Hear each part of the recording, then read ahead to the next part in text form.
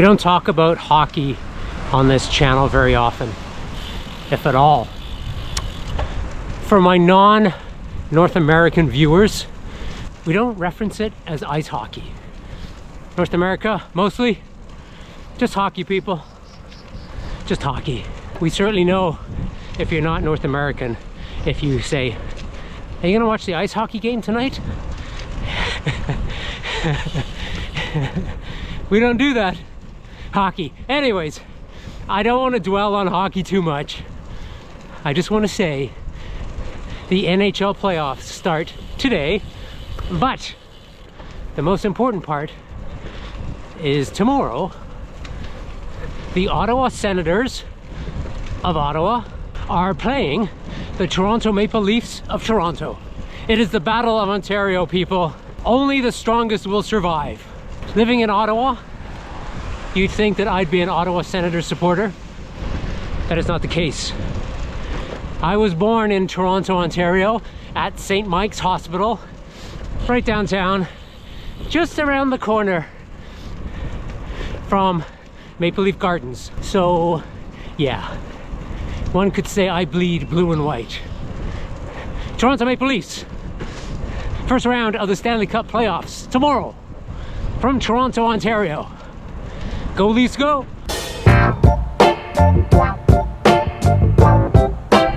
I'm wearing all the brights today.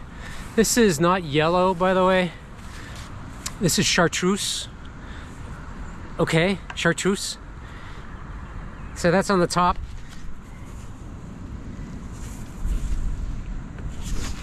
Pock Booties, bright orange. It is their AVIP line. I have the helmet as well. Not on today though. I'm hedging my bets a little bit. It was supposed to rain all day today. Looks like there's a bit of a gap.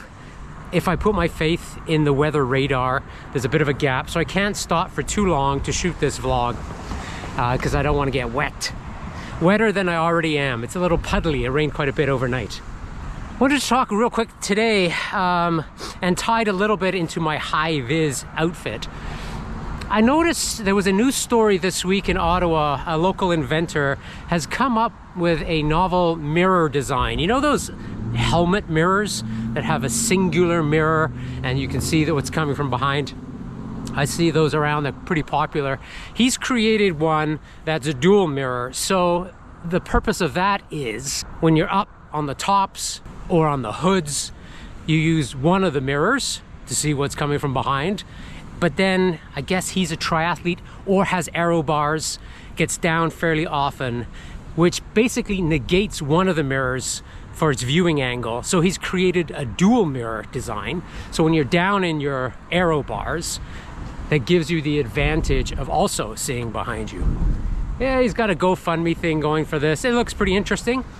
But the question is, and I've had this debate with a lot of cyclists and motorists, of which I am both, putting more and more onus on the cyclist to be more aware, to be more visible, to be seen, to be heard, when in reality, the onus should be on the motorist, right? If motorists paid a bit more attention, then maybe the cyclist wouldn't need the high-vis outfit. I guess at the end of the day, as I dismount from my soapbox, you know, anything that you can do to protect yourself, to make yourself safer, then why don't you do it? Have at it, right? As long as it's not impeding your enjoyment. There. Rant over. Leave your comments below. Let me know what you think, good or bad. Okay, gotta keep going. It's gonna rain. I don't know, maybe it's age or having been buzzed a few too many times, but and tell me if you do this. Nowadays, I tend to plan rides for Linda and myself that avoid traffic as much as possible. I'm on a busy stretch of road here. This is Prince of Wales and Hunt Club, busy intersection. Usually lots of accidents here. During the week, it's a real shit show. But it takes me out of the downtown core, and once you get past here, it's actually quite nice. I've shown you the bridge out in an area called Barhaven previously. But I think the speed limit's 60 along here, 60 kilometers per hour. Cars, I think for the most part are pretty good. There is a bit of a bike lane, a little bit of a bike lane. It's not ideal, but it gets me out of the city heading south. And then when I head north, I go up to the Gatineau Park and we ride there. There's no cars at all. I guess gravel riding is another way of avoiding a lot of traffic. Of course, there's still traffic on those roads, but certainly not as much. And I stopped here really just to get a sense on a Saturday, what are the speeds like and the number of cars? And how much louder do I need to speak in order for you to hear me over the rumble of the motorists, of the cars? Anyways, let's keep going. So far, so good. Pretty dry. Fingers crossed. Didn't talk about this yesterday, but I think it needs to be addressed. It's pretty important stuff here, people. Found out last weekend, and again, this is pretty serious. I had heard a little bit about this, some rumblings on the news about a global shortage reaching pandemic levels, epidemic levels. I chose not to believe it. I thought it was fake news until it hits home, until it directly impacts you. Then you need to start taking it seriously. Linda and I found out last week that there is a shortage of Guinness in Ottawa. Draft Guinness cannot be found. Cans of Guinness are a scarcity, going for hundreds of dollars on eBay, on the dark web, if you will. We managed to snag one can of Guinness from the grocery store today. The single saddest, battered can that you've ever seen, but it's now ours.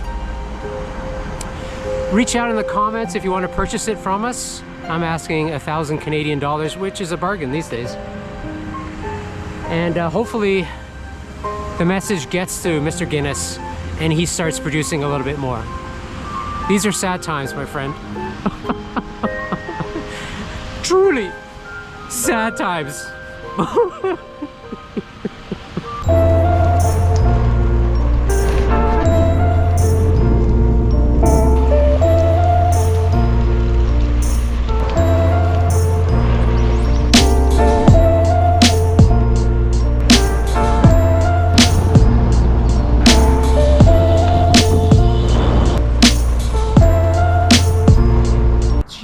The way I washed the bike yesterday and oiled her up, got the chain nice and clean because it was supposed to rain all day today and tomorrow, but lo and behold, the rain held off, managed to get out, but it is a little messy.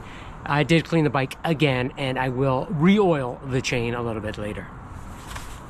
That's a wrap, guys. Have a great Easter weekend. We will regroup next week. We will be deep within the first round of the playoffs. Go Leafs, go. Take care.